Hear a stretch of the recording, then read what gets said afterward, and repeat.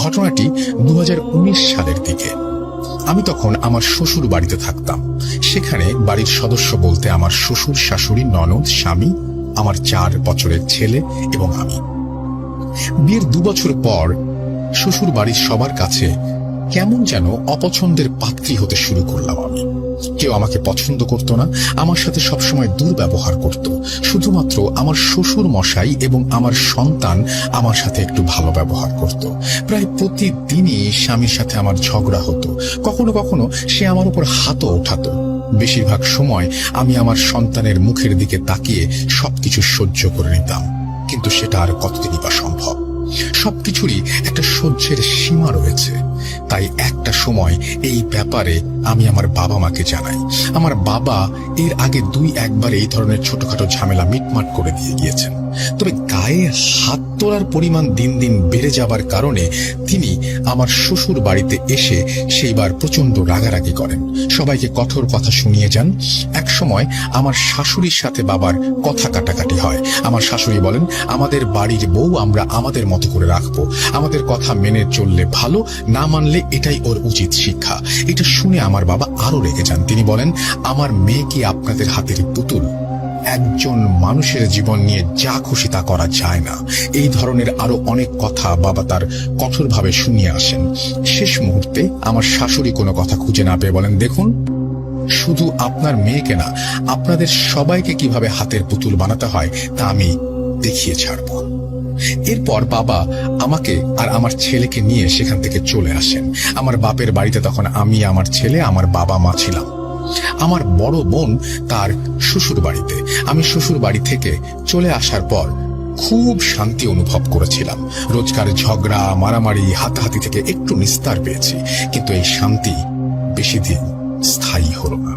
বাড়ি আসার 3 দিনের মাথায় আমার বাবা হঠাৎ করে ব্রেন স্ট্রোক করলেন। আমরা খুব তাড়াতাড়ি তাকে একটি বেসরকারি হাসপাতালে নিয়ে ভর্তি করি।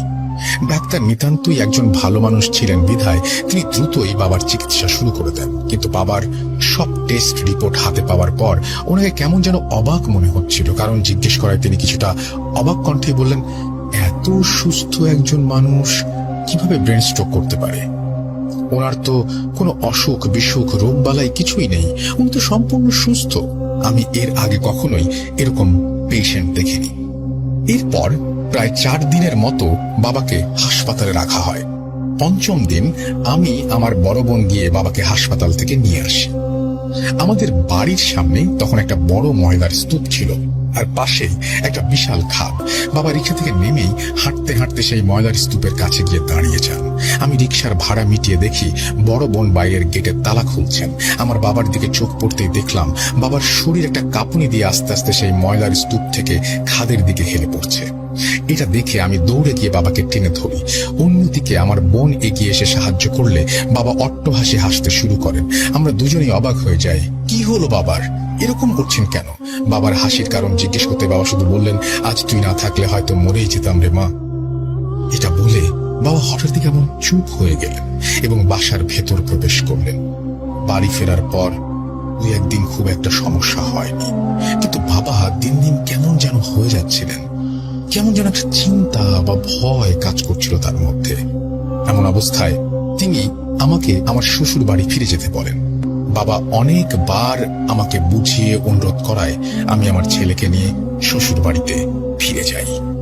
গিয়ে দেখি সবকিছুই কেমন বদলে গেছে। সবাই আমার সাথে স্বাভাবিক ব্যবহার করছে। আমি একটু অবাকই হলাম, আবার মনে মনে ভালো লাগছিল। শ্বশুর বাড়িতে যাওয়ার 3 দিনের মাথায় খবর পেলাম বাবা ওয়াশরুমে পড়ে গিয়ে খুব বড় ধরনের আঘাত পেয়েছেন। এটা শুনে আমি আবার বাবার বাড়ির দিকে রওনা দেই। এবারও অবাক বিষয়, আমার শ্বশুর বাড়ির কেউ আমাকে কোন রকম বাধাই দিচ্ছে না। কিন্তু এর আগে এরকমটা কখনো হয়নি। মাসের পর মাস তারা আমাকে বাড়ি থেকে বের হতেই দিত